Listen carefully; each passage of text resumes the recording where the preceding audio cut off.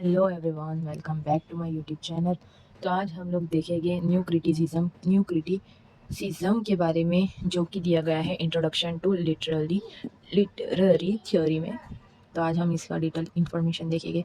तो आती है बारी अब न्यू क्रिटिसिज्म एक लिटरेरी थियोरी और क्रिटिकल अप्रोच है जो 20th सेंचुरी के अर्ली डिकेट्स में पॉपुलर हुई थी। ये मेथड टेक्स्ट के अंदर ही मीनिंग ढूंढने पर फोकस करता है, बिना ऑथर की इंटेंट या रीडर के इमोशन को इंक्लूड किए। आओ इसके बेसिक डिटेल देखते हैं। तो डेफिनेशन ऑफ न्यू क्रिटिसिज्म एक ऐसा लिटरेरी अप्रोच है जो टेक्स्ट के क्लोज रीडिंग पर फोकस करता है। एंड देन इसका मेन एम है टेक्स्ट के फॉर्म और स्ट्रक्चर को एनालाइज करना, बिना एक्सटर्नल फैक्टर्स को कंसीडर किए। और आता है, ये थियोरी कहती है कि मीनिंग सिर्फ टेक्स्ट के अंदर ही होता है, ना कि ऑथर की इंटेंशन, हिस्टोरिकल बैकग्राउंड या रीडर के रिस्पॉन्स में। Historical context new criticism 1920s-30s में डेवलप हुई, मेनली यूएसए और इंग्लैंड में।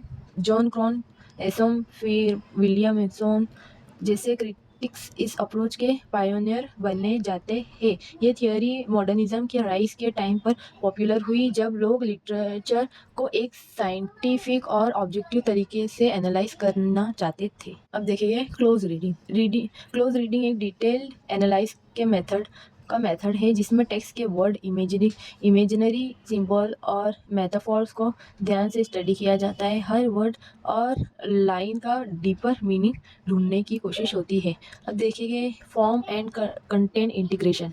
टेक्स्ट का फॉर्म, स्ट्रक्चर और कंटेंट मीनिंग क्लोजली रिलेट होते हैं। न्यू क्रिटिक्स बिलीव करता है कि फॉर्म और कंटेंट को अलग नहीं किया जा सकता।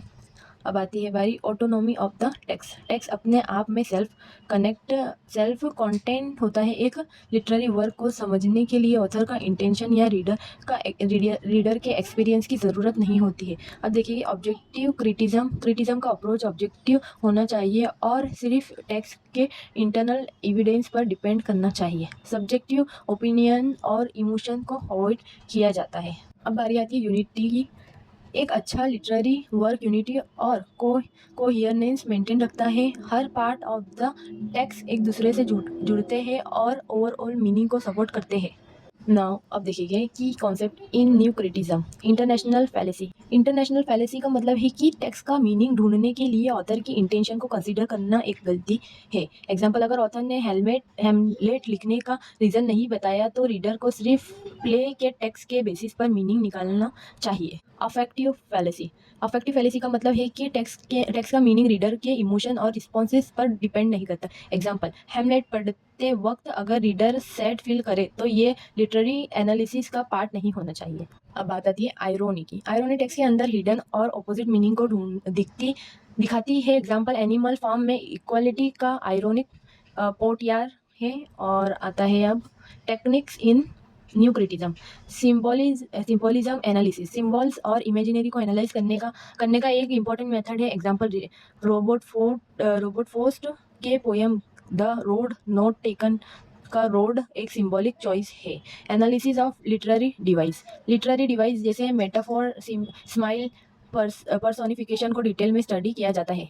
अब देखेंगे फोकस ऑन स्ट्रक्चर। पोयम या हिस्ट्री का स्ट्रक्चर कैसे मीनिंग को इन्हेंस करता है, इस पर फोकस किया जाता है। Advantages of new criticism.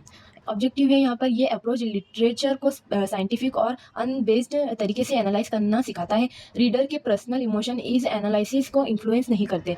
Universal applicability. तो देखिए न्यू क्रिटिज्म हर जनरे और टाइम पीरियड के टेक्स्ट पर अप्लाई हो सकती है। Emphasis on textual analysis. यह मेथड टेक्स्ट के हर छोटे डिटेल को अप्रिशिएट करना सिखाती है। अब देखिए रीडर रोल क्या होता है। तो रीडर के इंटरप्रिटेशन और इमोशनल रिस्पॉन्स को इग्नोर किया जाता है। Over emphasis on formalism. सिर्फ टेक्स्ट की फॉर्म और स्ट्रक्चर पर फोकस करना कभी कभी मीनिंग को लिमिट कर सकता है। Not suitable for all text. Historical और पॉलिटिकल टेक्स्ट जैसे जर्नल के लिए जर्नलिस्ट के लिए ये अप्रोच रिविलेंट नहीं होता है। नाउ आप देखिए कि समरी न्यू क्रिटिज्म का मेन फोकस टेक्स्ट पर होता है, नॉट एक्सटर्नल फैक्टर्स। ये लिटरेरी एनालिसिस को ऑब्जेक्टिव और साइंटिफिक बनाता है, ऑथर की इंटेंट और रीडर की फीलिंग्स को एक्सक्लूड करता है। इसका मेन टूल है क्लोज रीडिंग और टेक्स्ट के फॉर्म और स्ट्रक्चर का एनालिसिस करना। आई होप आपको ये टॉपिक क्लियर हो गया होगा, न्यू क्रिटिसिज्म। और अब आपको करना है लाइक करना है, शेयर करना है, कमेंट करना है और मेरे चैनल को सब्सक्राइब करना है। मिलते हैं अब अगली वीडियो में। Thank you so much.